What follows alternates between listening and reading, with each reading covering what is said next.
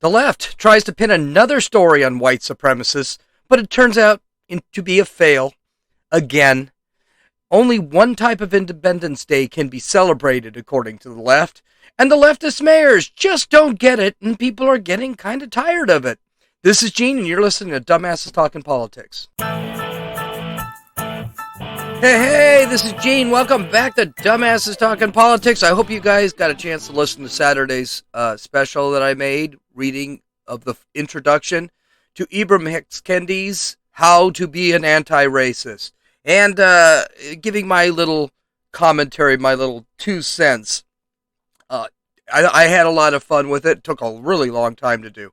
So enjoy, and I wouldn't mind hearing some comments about it. So this week is going to be kind of a vacation week, so I'm not sure when I'm going somewhere. I just don't know where, and I don't know when.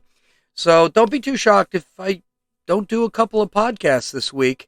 Planning a trip, so we'll see what happens. Okay, so again, the media and leftist politicians just got it wrong again. I noticed that I said leftist about 3 times in my introduction, which is not something I usually like to do. But you know something? It's what it is. So the media and the leftist politicians aren't getting it. They really don't get it. In fact, they're losing a lot of credibility. Plus, they're losing a ton of citizens. They're all leaving. People are leaving. Their narratives have clouded their judgment, so much so that they refuse to see what is obviously the problem. And anytime they say anything, people are just not believing them anymore. Here is another example. In Wilton Manors, Florida, during a gay pride parade, a truck had accelerated and ran through a crowd of parade goers. 1 person was killed, 1 person was injured. Literally moments after the tragedy, the Fort Lauderdale mayor, a Democrat named Dean Trentalis, who was at the parade, made the following statement. Quote, "This is a terrorist attack against the LGBT community. This is exactly what it is. Hardly an accident. It was deliberate. It was premeditated. And it was targeted against a specific person. Luckily, they missed that person. But unfortunately, they hit 2 other people." Now, he didn't really go into what he meant by it was targeting an individual. But whatever. It took a little later that Trentalis' announcement burned through social media, specifically Twitter. The Twitter users started blaming Ron DeSantis, of course, because it's Ron DeSantis that was driving the truck, I guess, or lent the truck to this guy who ran over people. The leftists on Twitter pointed out that DeSantis had approved a bill that would make it against the law to run over protesters in their cars if they feared for their lives. They argued that the incident is proof that his laws were meant to threaten peaceful protest with violent white extremists. The hashtag #PoundDeathSantis was trending for hours, about 12 hours, before it was finally taken down. Okay, there are a few things wrong with this whole argument here. 1, the law was designed for people who were being threatened by rioters to be able to defend themselves when police couldn't be there, not to go out willy-nilly and run over peaceful protesters. Even if the law did mean you can run over willy-nilly peaceful protesters, this was a parade. It wasn't the protest. The law wouldn't have applied here. And finally, Ron DeSantis didn't drive the car into anyone. This was somebody else that did it. Oh, by the way, there was another detail. I forgot number 4. The whole thing was determined to be an accident. That's right, it was an accident. It wasn't done on purpose. The man in the trunk jumped out, distressed, yelling that he stepped on the wrong pedal, and it was an accident. He never ran away from the crime scene, nor did his, quote, terror carnage continue after he ran over the first initial people. The man driving the truck was wearing a Fort Lauderdale Gay Men's Chorus t-shirt, and the chorus president, Justin Knight, said that the driver was part of the chorus family, end quote. Knight released a statement. "Our thoughts and prayers are with those affected by the tragic accident that occurred when the Stonewall Pride Parade was just getting started. Our fellow chorus members were those injured, and the driver was part of our chorus family. To my knowledge, this was not an attack on the LGBTQ community. We anticipate more details to follow and ask the community's love and support. Oops. Twitter never fact-checked any of the tweets that used the pound death DeSantis trend. They didn't take anything down when it was found out that it wasn't due to terrorism, and Twitter never apologized. Trantalis today sat back and said that he regrets that he actually said that this was terrorism before he knew what was going on, and here it comes, but he felt terrorized. Jesus, come on, guys. Keep it up, guys. Keep it up, leftists. Keep doing what you're doing. All you guys are doing is digging your own graves. You're making yourselves irrelevant. Anything you say, it's going to be a lie. If a leftist told me the sky was blue, I'd break it on an umbrella. Because these guys lie just to keep the narrative. And the narrative is the most important thing. Let's take a look at the next two stories that actually just proves it. The left continues to destroy their own cities and then push their narratives that something else besides their crappy policies is destroying those cities and lowering the standards of living for their citizens. People are getting sick of it. How do we know that's true? People are leaving their cities, those cities, and those states, and going to states that are actually run well. So in this first story, you've got to take a look at probably, and this is really a stretch. We have so many incompetent mayors, but this one, she's incompetent, she's crazy, and she's stupid, and she's mean. Lori Lightfoot of Chicago. Lori Lightfoot is an incompetent, narcissistic nut job. I don't know how else to say it. Last week, in addressing a question about the rising levels of violence in Chicago, and I'll give you an example. 54 people this past weekend, were shot. 8 people were killed, including like 4 children. Lori Lightfoot said this: when I think about racism, yeah, there it is. There's your narrative. Got to keep the narrative going no matter what. I'm sorry. Let's continue. When I think about racism, many of us think about the visible and audible forms.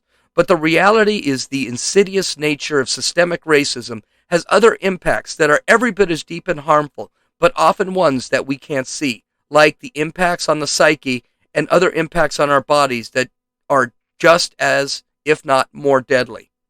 Yeah? No. What she just basically said was gobbledygook. It was crap. You know what has an impact on people? Bullets.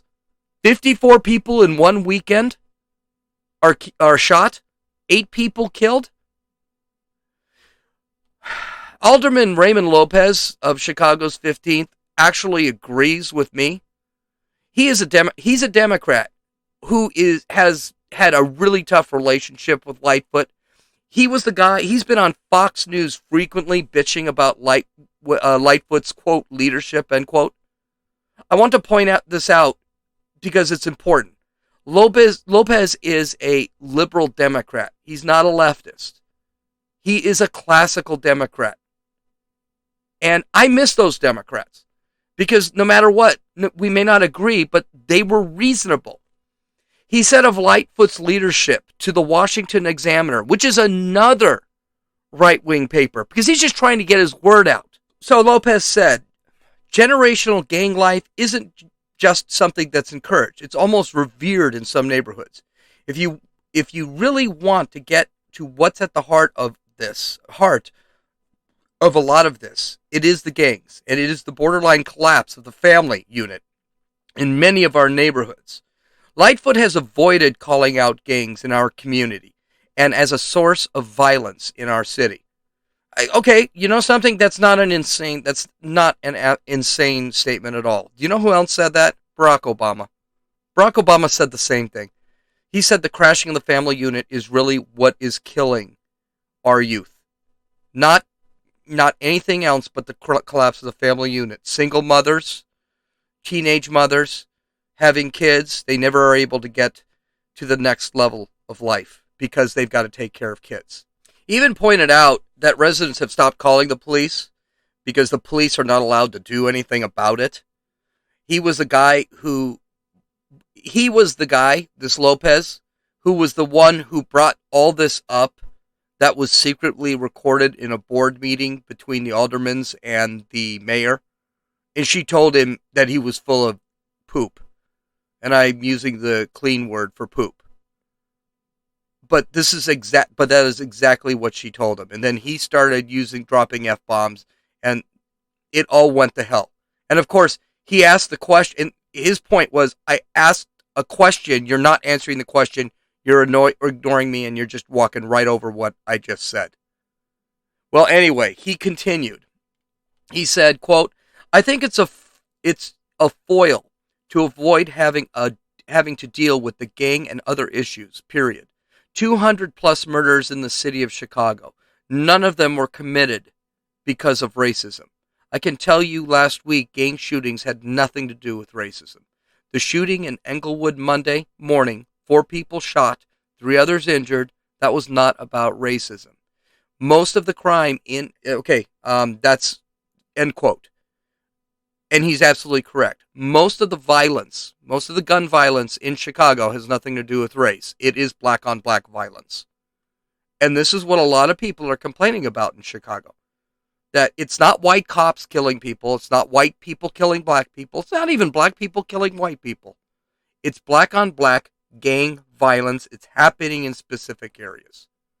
Well, here's the story on this whole thing. She doesn't care. She really just doesn't care. Lori Lightfoot couldn't care less. It was another violent weekend in Chicago. This includes the shooting that left one man dead and his girlfriend in critical condition. That was recorded.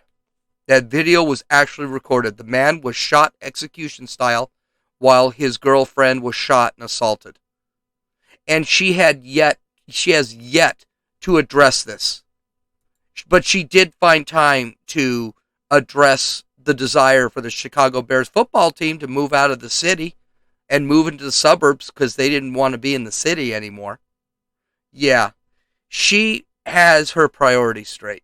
This gal doesn't know what she's doing, and her city is absolutely falling apart. And it was falling apart before, but under her watch, it has gotten worse. But it's not just Chicago that's having problems. Atlanta is also facing a huge crime wave problem. In Atlanta, murders are up 50%. Carjackings are up 40%. Rape is up almost 70%. When asked about it during a virtual interview, Keisha Lance Bottoms, another leftist mayor, said this, quote, remember in Georgia we were opened up before the rest of the country, even before the CDC said that it was safe for us to open, so our nightclubs and our bars remained open. So we had people traveling here from across the country to party in our city. COVID left a lot of people battered and bruised, not just physically, but also emotionally. You got that? It's Republicans' fault because the pandemic was over, but they decided to end the lockdowns. Question for you. Why aren't Florida, Texas, Alaska, North and South Dakota, Montana, and Idaho facing any crime issues? They were closed too. They have been open for quite a while, as a matter of fact. They opened 6-7 months early. Heck, Florida never really even closed. They kind of stayed open for the most part. They're not facing any problems. Another question. Why are New York, Los Angeles, Portland, Washington, D.C., San Francisco, and Seattle experiencing a huge growth of crime? Those cities are still closed. They're still locked down. But you see a huge spurt in crime. And by the way, what were you planning to do? Keep everything... What was Keisha going to do? Keep the cities closed forever? How was she going to prepare for them reopening? Sounds like, I don't know about you, she sounds like a little tyrant to me. But then things got better. She said, quote, until we deal with systemic issues of gun violence in this country, how easily young people and people of mental illness can access guns in this country, I'm afraid that this will not be the last summer that we are having this conversation. If it were an Atlanta issue alone, then I'd know that there was something that we weren't getting right. But I'm talking to mayors and hearing from mayors in cities and large urban areas. We're all experiencing this, which means that we all have to work together to find a solution to this gun violence that's gripping our nation. Okay, first off, if you're hearing this from other large mayors, I would have asked, what mayors are you talking to? Are you talking to Garcetti in Los Angeles? Wheeler in Portland? Are you talking to de Blasio in New York? Because if you're talking to any of those mayors, yeah, they have the same policies as Atlanta does. Question, is she talking to any of the Florida mayors that aren't having a crime spike? Is she talking to any of the mayors in Texas that aren't having a crime spike? Because those are right-leaning cities. And they probably don't have a crime problem because they allow things like guns. So it is a problem with big cities because all the big cities are blue and they're all experiencing the same problem. But what's important about this statement is, guess whose fault it is? It's Republicans' fault again. Like Republicans wanted the COVID crisis to keep everything closed and we opened it up too fast and now everyone is going insane and shooting each other. That was a Republican's fault. Now it's those Republicans who believe in the Second Amendment and don't believe in shutting down an entire world. It's their fault again for allowing guns. Okay, questions. Why are cities in red states, which do have really lax gun laws, not see a spike in gun violence? Now, when I say really lax gun laws, I mean I can go to a store down the street. I still have to show 2 to 3 forms of ID depending on the accuracy of my IDs. I still have to get a background check that can take 2 weeks to a month. I still can't just walk into a place and buy a gun. I still have to have that gun registered. And for the most part, I still have to take a class on how to shoot. So I don't know what she means by lax gun laws. The gun laws are not lax. And by the way, no, you cannot just go to a gun fair and buy a gun. That's not how it works. You still have to get a background check. You still have to show IDs. You still can't have a felony. You still can't have any mental illness, anything. You can't be addicted to anything. That's just not true. That's basically a lie. But let's just take those cities, for example. Let's say Dallas is kind of a leftist city, but Dallas, the cities in northern Florida, all the cities in the Carolinas, Mississippi, Alabama, Georgia, outside the Georgia suburbs, Montana, North Dakota, South Dakota, Nebraska, Oklahoma, a bunch of those states, all the cities in those states, Alaska, they actually don't have gun problems. They don't have violence problems. Utah doesn't have a gun violence problem. Why not? Because they have free, lax gun laws? That they don't have a crime problem? Here's the other question. Why are cities that are most restrictive with their gun controls laws in the country seeing huge spikes in crime? I mean, Chicago, New York, Washington, D.C., Los Angeles, and San Francisco make it practically illegal to own a gun. Not illegal, impossible to get a gun. Yet they're the ones that are having spikes in crime. It's difficult in California to get ammo. Could it be that criminals who don't care about gun control laws are afraid in red cities and states that someone they want to rob potentially will have a gun and protect themselves against that individual? I've got one last question. Could telling people that they never get ahead because of their race lead to a justification in their minds that crime is okay? Could it lead them to believe that them committing crimes is a form of reparations? We've heard this all the time. Could spending the last year demonizing and defunding the police, who are paid to catch these criminals, so that they quit, so much so that these police quit or don't do their jobs because they want nothing to do with getting into trouble? Could catching a criminal who committed a violent crime, then releasing him hours later, have something to do with him not wanting to, not being worried about getting caught from committing another crime? Could not prosecuting violent criminals and letting them go free have something to do with this? Everything I just mentioned, those are the policies. They're out there.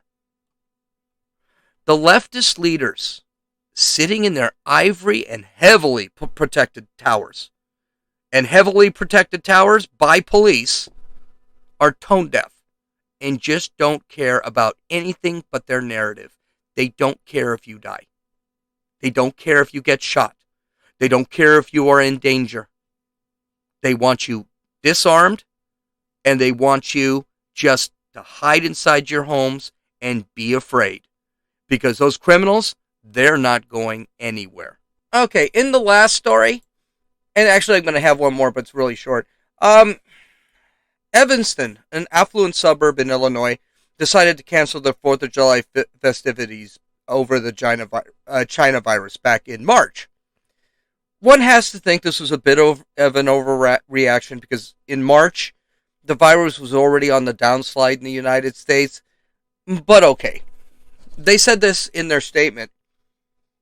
Based on concern for public health due to unpredictability of the pandemic's impact, vaccination rates, and in cooperation with our local authorities, the trustees of the Evanston 4th of July Association voted to cancel the Fun Run, Parade, Palatine Concert Band performance, and Lakefront Fireworks Show on July 4th, 2021. However, we have committed and already working towards the Independence Day celebration that will be safe, creative, and build community. Monthly podcasts will begin in late 2019, titled Celebrating a Century, the 4th of July in Evanston, which will continue and be heard on your personal devices. If guidelines allow, the association plans to conduct the traditional morning games and activities in the parks and schools. The 2020, that's enough with that. Okay, so, wait, no, it's not. The 2020 virtual 4th of July celebration with a parade, concert, fireworks is ready to be replayed. That's awesome. The celebration team is considering mini concerts, roving entertainment, neighborhood art and decoration projects to provide community with a day to remember. Wow. Podcasts? A virtual celebration with music and roving entertainment? Replays of firework displays from 2020 on your computer? Who the hell needs Independence Day? We could celebrate like this every day. Well, it's been 3 months since the city has not it's been 3 months. The pandemic is all but over. The vaccination rate in that town is 87%, and they still have not reinstated the July 4th celebrations. The infection and death rates in the country now are practically zilch, zero, nada. When asked about this, the Independence Day organizer, Jamie Black, said, the city's 4th of July, July Association made the decision in March based on the information we had at the time. Okay, that's a chicken shit answer. Just, we know the answer the times have changed. There are deadlines for permits and to secure fireworks, as well as taking applications for the parade that happened early in the year. We erred on the side of caution, so basically they canceled everything. If things weren't better, we would be criticized for being a super spreader event. Okay, fine. The city is playing it safe. Why they canceled absolutely everything and just didn't suspend everything, even if they took a financial hit, I don't know. Now, the question is, are they playing it safe? The answer is nope, they're not. This weekend, the city held a Juneteenth celebration with music, a parade, food, and a fireworks display. It was organized by the Evanston Past and Future Group, and that's a group that promotes Black history. Do I have a problem with this? Not at all. I think that's a good. Like, we should celebrate Juneteenth just like we celebrate every other holiday. I have no problem with that. Next weekend, Evanston will host a gay pride event. Independence Day festivities still have not been reinstituted. Do I have a problem with the gay pride parade? I won't go, but I don't have a problem with it. But then July 4th comes around, you better have something. Seems like the China virus isn't the problem in this case. And the groups did not have any problems issuing permits for those. But there's a bigger issue here. A much bigger issue. Okay, listen. I'm glad that Juneteenth is an official holiday. I wish it was in December and it would be called Emancipation Day or something like that. Something that celebrates the actual Emancipation Proclamation signed into law by Abraham Lincoln in 1863. Not a day that happened 2 years after the law was enacted and after a civil war was fought that killed 700,000 people, mostly white, to end slavery and keep the country together. But Juneteenth is being pushed, not as a national holiday that would unify the country like Columbus Day, 4th of July, or Thanksgiving. It is being coined as Black Independence Day.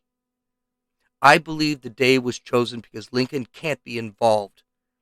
It cannot be part of that day that it was Abraham Lincoln that signed the Emancipation Proclamation and put it into law, because that goes against the narrative that Abraham Lincoln was probably a closet racist.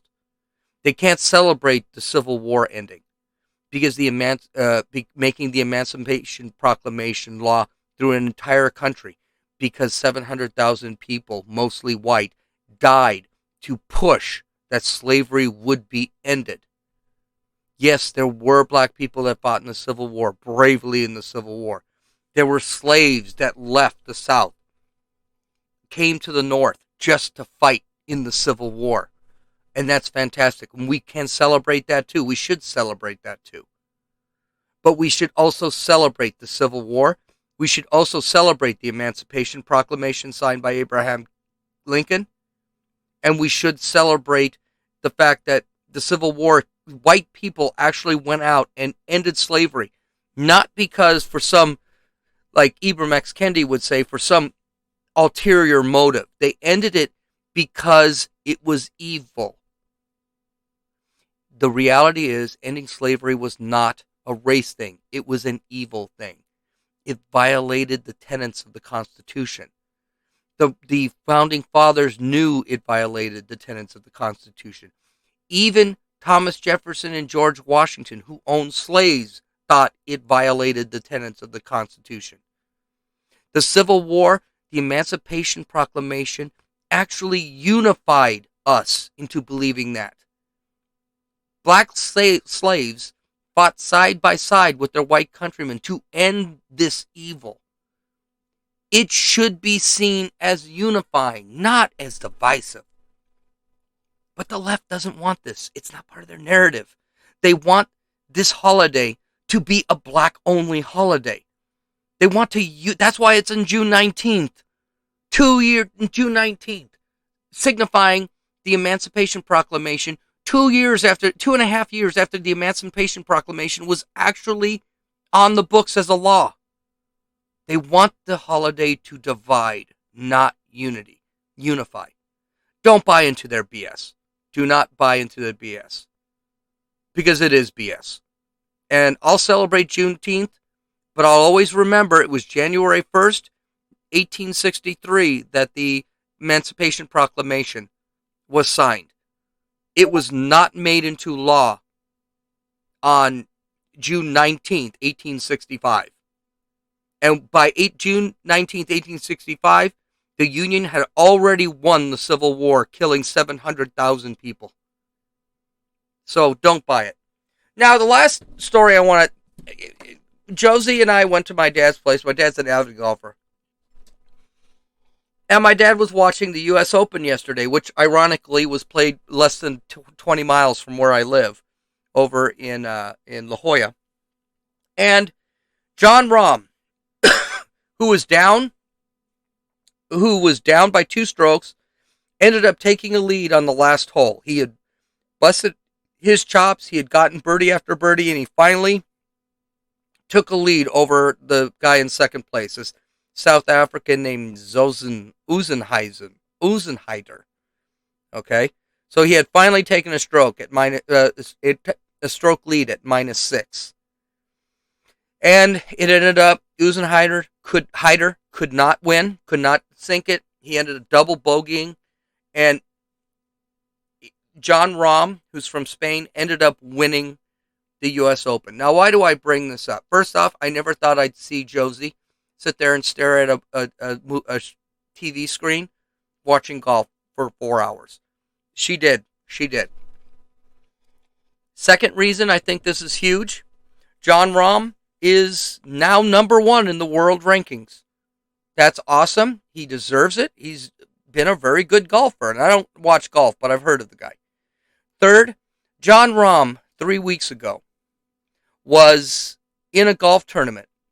He was in the last 9 holes of that golf tournament on the 4th day. If you don't know, golf goes for 4 days. And he was up by 6 strokes.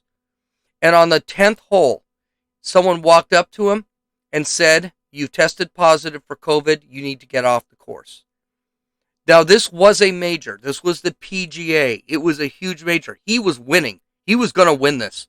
No one was catching up from a 6-stroke lead. And they pulled him off the course. He was disqualified. Of course, he didn't know he had COVID, so there was no